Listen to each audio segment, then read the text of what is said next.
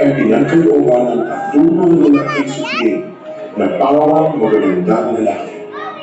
Ang pangalan ay pinangalan ng Prince Peter, ang ikalawa ay si Prince Diego, at ang bunso ay si Prince John. Ang pangalan na anak ay may buong pangalan na Prince Peter Reina King. Dahil sa siya ang panganay, naging mas dominante ito at bilib na bilib sa kanyang sarili at naniniwala siya ang pinakamagaling. Ang ikalawa naman ay si Prince Diego Reina King. May ugaling palaasa sa panganay at hindi masyado nakatuon ang sarili sa mga mahahalagang bagay. At ang bunso, ang pinakamabait at masunurin. Marunong ang respeto ng mga tao sa paligid niya at lalo higit sa kanyang mga magulang. Siya ay pinadala na Prince John Reina King.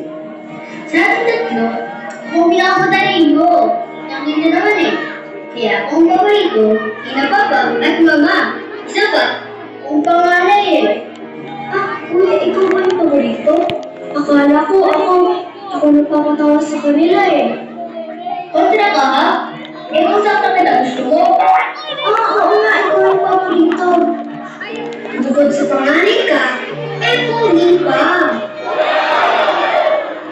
Yan, ganyan. Matuto ka ha? Hindi dapat ka na mag-away-away mo, kuya. Hindi natutuwa ang kapit ka niya eh. Pero ng Diyos. Tinukutrapo mo ako na no? Kayo ha? Wala na. Kung susunod kay Papa. Aliwanag. Galing ako eh. Ikaw, wala ka. Mahina ka eh. Sabi kita kayo. Nakasunod ka lang. Aliwanag. Hindi naman siguro, kuya. Malay mo, paglaki natin. Lahat tayo. Magagaling. Si Kang Kontrato. Perfect ka, boy. Ha? Ha?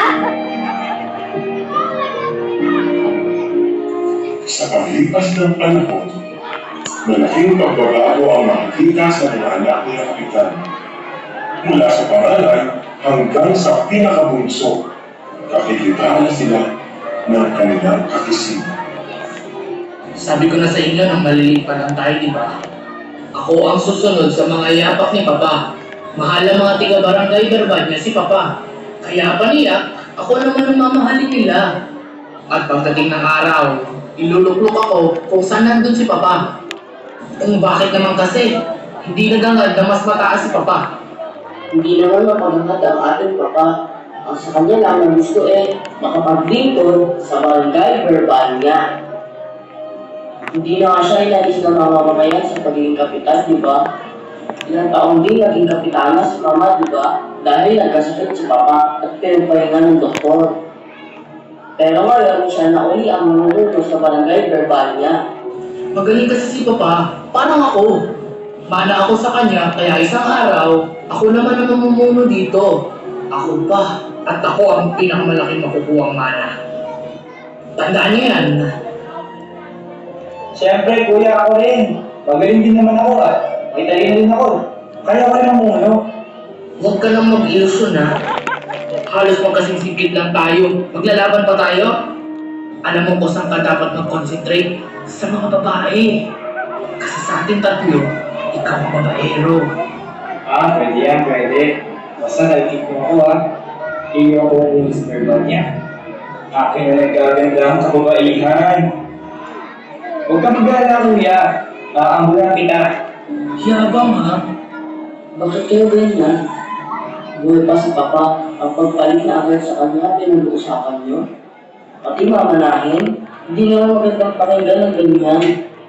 Mas matutuwa si papa at mama kung magiging mabubuti tayong anak. Ang pag-isipan natin, kaya makapagtapos ng pag-aaral at magkaroon ng magandang buhay. Wow, ang perfect Perfect ka, boy. Mas maganda siguro sumama ka sa akin. Para malaman mo, may iba pang ganda ang buhay. Ang bata-bata mo pa sobrang mga seryoso. Have a life, bro. English yun Oy Jan, huwag mo pinagsasalitaan ng ganyan ha. Ako ang panganay, ako ang pinangangaralan mo. Hindi mo rin ha.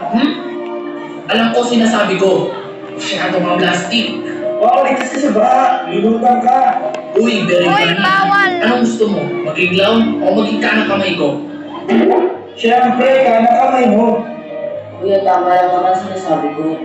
Masyado pa tayo mga bata para mag-isip ng mapalit kay Papa. O pag-usapan ang mamalaking nila sa kanya. Paano magkamali ka? At mas malaki ang maibigay kay Kuya Diego. Ano gagawin mo? Anong gagawin ko? Eh di ganito. Paano kung lahat ng magagandang babae sa Verbania ay nasa kanya at hindi siya yung mali? Anong gagawin mo? Eh di ganito uli. Eh paano kung... Tama na. Pwede ba? Isarado mo yung bunganga mo. Bugbog na ako yun. May galit ka ba sa akin? Di ba halata? Ano sinabi mo? Wala kuya, charot lang. Mahal ko kayong dalawa. Hindi ko gusto lang masaktan kayo. Umayos ka ha? Ano ba yung pinagmamalaki mo, ha? Kung makapagsalita ka, akala mo kung sino ka. Tumabi ka nga dyan.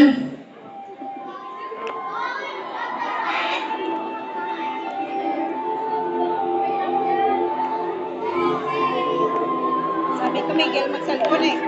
Sayang ang ticket, manood ka. Okay.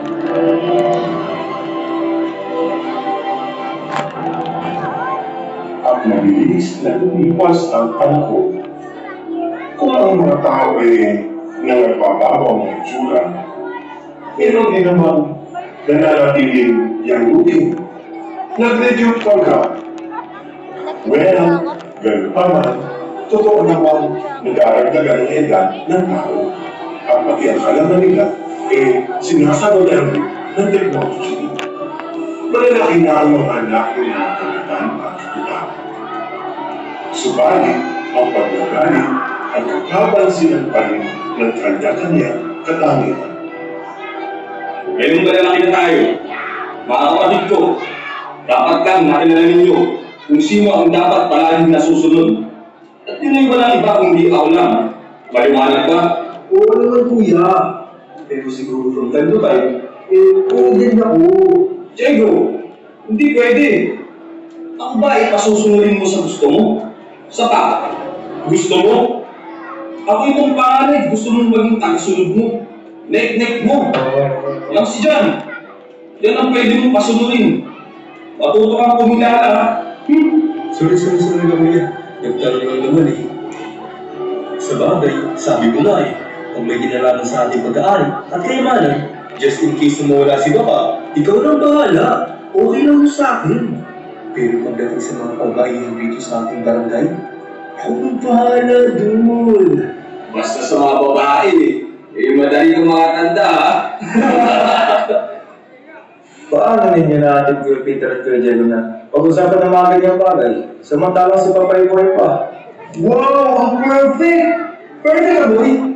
Hoy Chan, ako ang panganay rito ha.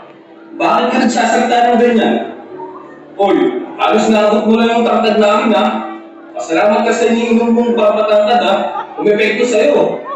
Oo nga dyan. Wala kang karapatang sabihan kami ng ganyan ha. Pasalamat ka. Nakaabot mo na ang height namin ha.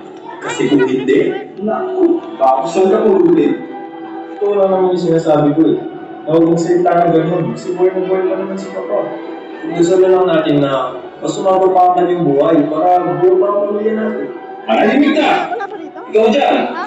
Pag hindi kita natansya ha, masasaktan ka ng todo sa akin.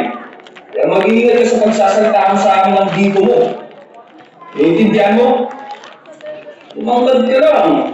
Pero mas baka ako sa iyo. Ayos nga dyan! Mas mano? Wapo raw siya. Isang galing na hihiling si Kapitan Fernando. Isang panaginip at sa kanya ay bumaba. Kapitan Fernando, nais kong malaman mo na ikaw ay lalakpan ng isang matinding karamdaman na hindi magagaling naman. Kahit na ng pinakamagagaling na doktor sa isang o kahit na ang pinakamagagaling na albularyo sa Barangay Verbania at sa kalakahang bayan ng Granada o kahit sa iba pang lang bilang nakapagpapagaling sa'yo, hindi ang mahiwagan mo isang mahal. Ang ibong adhana. Nangarap ang lamang na humahapon sa puno na tinatawag na Hieras Planas na nasa puso ng kagubatan kung saan kailangan manatay ang pitong puno at magawin ang humaras ng ilog. Ang mga ahas na kukuha ay dapat na makaiwas sa hindi na maliwanag ilog. Dahil kung hindi, ay may mangyayari sa kanya at magiging sanhi upang maging bato. Kapag marinig mo ang mga nagtiwalagan na, dahil kang gagaling na tila nagdahilan lang. Ang lahat ng ito ay makatakda na maganap sa'yo. Yan ang makakatandaan mo. O kung kapitalitan mo ang ito. Makakalala ako. Pero hindi madami na. Isang panaginip. Napakasamang panaginip.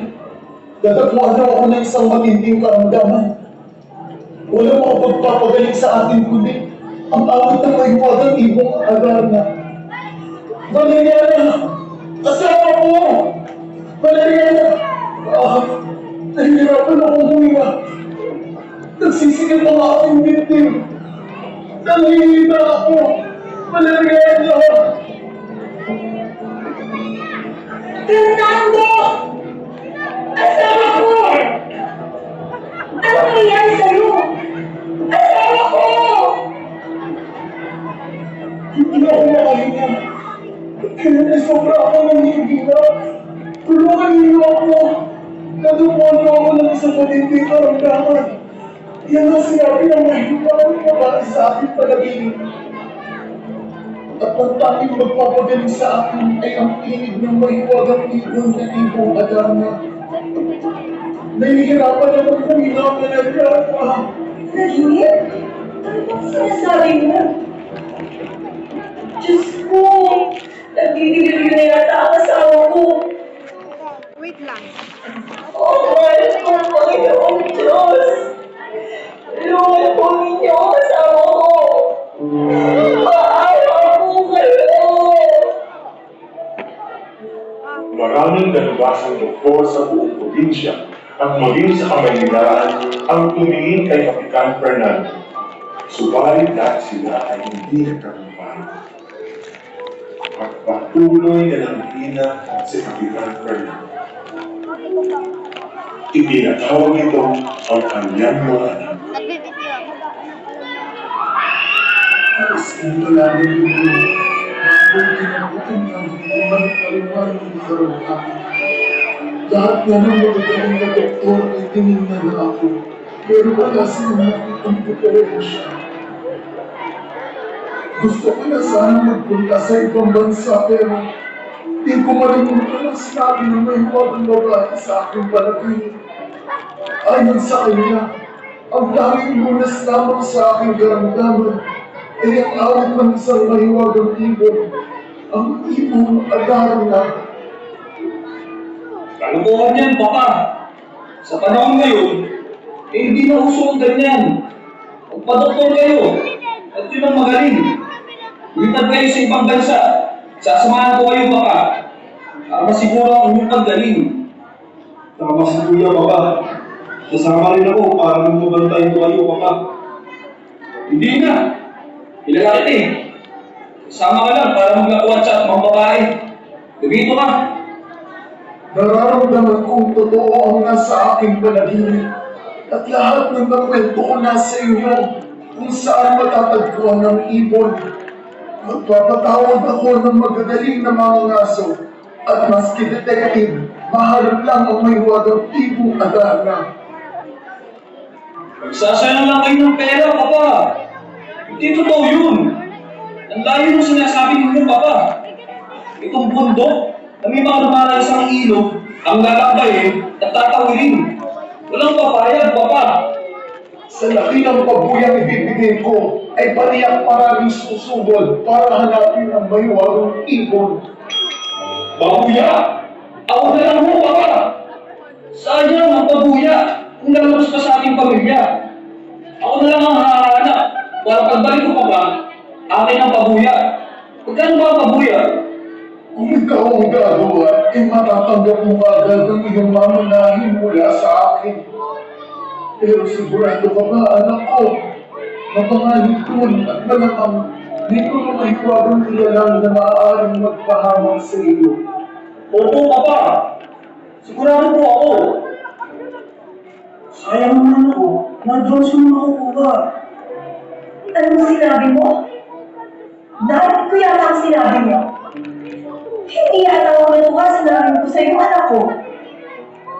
Ang sinabi ko po, Mama, sayang ang pera kung ibang tao ang makakagawa. Hindi naman tama na nandito kami magkakapatid ibang tao pa aasahan. Di ba, Prince Diego? Opo, tama si Kuya Peter, Mama. Palabas na po muna ako para magpaganda. Ipili na ako ng pinakamaganda nating klaseng kabayo. Sige na po, Mama. Papa, sasama ako sa'yo, Kuya. So, pahawak mo. Nagpudero ba tayo? Huwag ka na mag-ilusyon. Dahil sa akin ako, wala kang sinabi. Wala kang natutulong. Ano, isabi ka? Wala, Nico.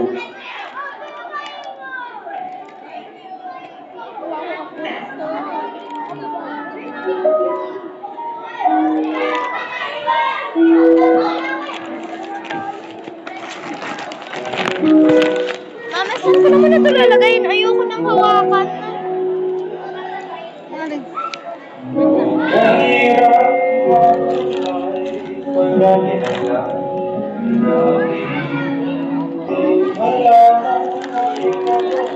Wait, ako dito.